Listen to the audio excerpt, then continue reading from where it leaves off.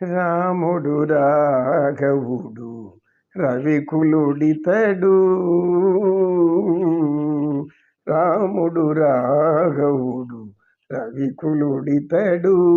భువిజకుపతి అయిన పురుష విధాతి. ఒక పాట పాడుకుంటూ వస్తున్నాడు. ఏం పాట అది? అందమే ఆనందం, ఆనందమే జీవితమకరందం.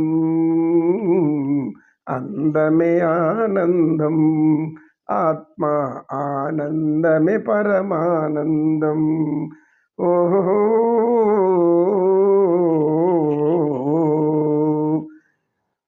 పడమట సంధ్యారాగం, కుడి ఎడమల కుసుమ పరాగం. ఒడిలో కృష్ణుని మోహన రాగం. వెనకాల అనేక మంది భజన చేసి వస్తున్నారు. వెనకాల మంది భజన చేస్తున్నారు. గురువుగారు మన భూతి, నాయన భూతి, ఇది ఏంటి మళ్ళీ ఏదో పాట మొదలుపెట్టావు? గురువుగారు మీరేం చెప్పారు? ఏం చెప్పాను? సంతోషముగా ఉండినచో ఆనందం వచ్చును, ఆనందం వచ్చినచో మనకు ప్రశాంతత ఉండదు అన్నారు కదా. అవును అన్నాను, వాస్తవమే. ఇప్పుడు నేను అందమే ఆనందం అని పాడుకుంటున్నాను. అందమే ఆనందమా? అవును, అందమే ఆనందం ఏది నాయన? అందం లేని వాళ్ళ ఉతికి ఆరాధిస్తాను నిన్ను. గురువు గారు, అందము అంటే నేను చెప్పినది వేరు. వారందరూ వస్తున్నారు, అడగండి. వెనకాల మంది అనేక మంది స్త్రీలు వస్తున్నారు, ఆడవాళ్ళు వస్తున్నారు. ఏమంటే అమ్మ ఎందుకు వస్తున్నారు వెనకాలంటే, అయ్యా ఇతను అందమే ఆనందము, అందం అమ్మబడును అంటున్నాడు. మేము ఆనందాన్ని కొనుక్కోవాలని వస్తున్నాము, ఇతని దగ్గర ఏమైనా ఉందేమో అని. గురువుగారు, నేను అలా పాడలేదు. అందమే ఆత్మానందం, ఆత్మానందమే పరమానందం అన్నాను. ఆత్మాత్మ అనేది వాళ్ళకి అమ్మడం అనుకున్నారు వాళ్ళు. నేనేం చేసేది? తప్పు అది ఇందులో లేదు అన్నాడు.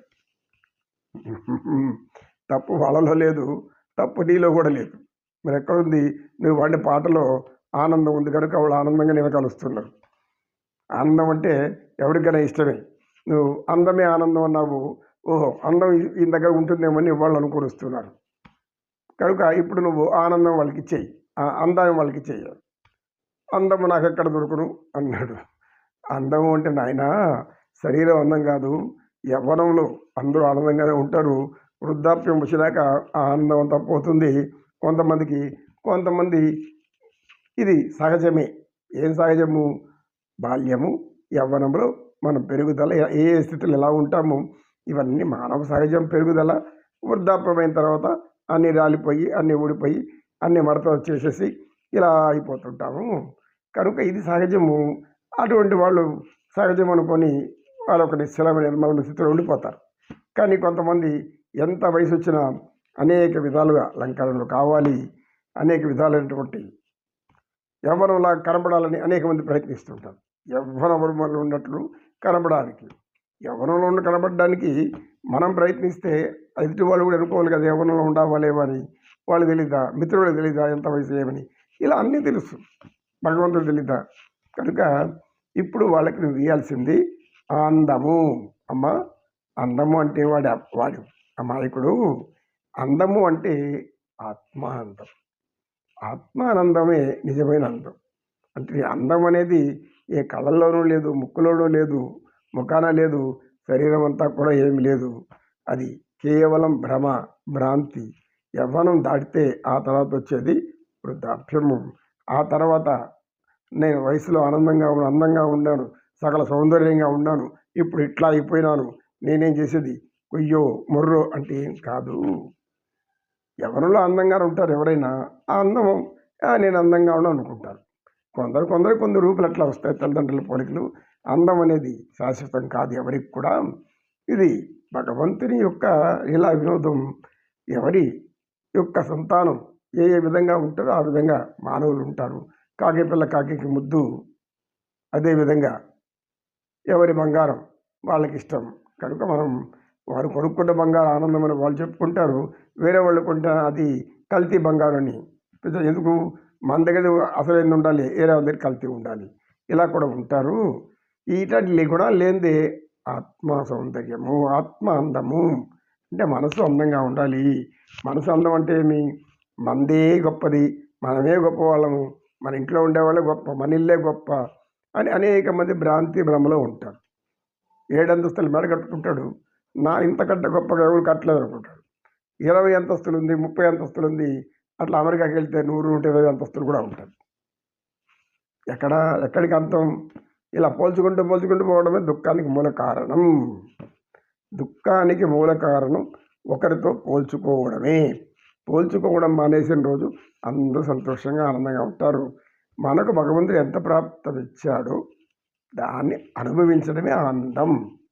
కనుక ఈ పాడిన పాటలో ఆత్మానందం ముఖ్యమైనది, ఆత్మ అందమైనది. కనుక ఆత్మ అందంగా ఉంటే, అంటే నీ మనసు అందంగా ఉందని నువ్వు అనుకున్నావు అంటే ఆనందం నీ కళ్ళ ముందు కనబడుతుంది. పడమట సంధ్యారాగం, కుడి ఎడమల కుసుమ పరాగం అని చెప్పాడు మావాడు. అంటే కవి, అద్భుతమైన కవి, గొప్పగా రాశారు ఘంటసాల గారు, అద్భుతంగా పాడారు.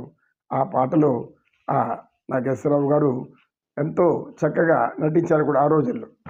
1953లో వచ్చిన బ్రతుకు తెరువు అని చిత్రంలోది.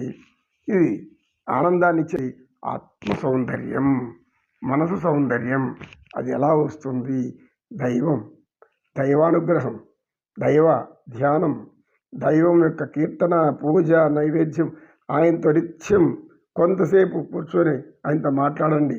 భగవంతుతో మాట్లాడినామంటే భగవంతుడు మనతో కూడా మాట్లాడతాడు. ఇది నమ్మి చూడాలి, నమ్మి కూర్చోవాలి. కూర్చున్నామంటే దైవం తన ఆలోచనలు మీకు చెప్తుంటారు. అప్పుడు మనకు అర్థమవుతూ ఉంటుంది. కానీ మనం దైవం దగ్గర కూర్చోకపోయినా లోపల చెప్తుంటాడు, అప్పుడు వినం. కానీ ఆలయం దగ్గరికి వెళ్ళినప్పుడు దైవం యొక్క మాటలు మనకు బ్రహ్మాండంగా కనబడతాయి. ఎందుకు? ఏకాగ్రత అక్కడ ఉంటుంది. పరమ పవిత్రమైన ప్రదేశం మనం అనుకుంటాం.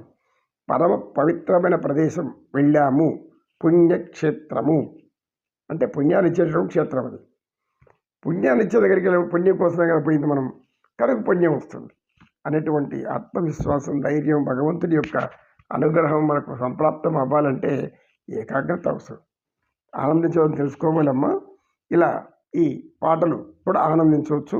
ఇవన్నీ కూడా ఆనందం కోసం ఆలోచన రాసిందే. ఇలా ఆనందించవచ్చు తల్లి అని చెప్పడంతో వాళ్ళందరూ కూడా వెళ్ళిపోయారు. గారు ఇక మీరు చెప్పినప్పుడే చేసినారు అన్నాడు వాడు. సరే, ఆడికి అయిపోయింది. మనకు కూడా కృష్ణం వందే జగద్గురు, శ్రీకృష్ణం వందే జగద్గురు.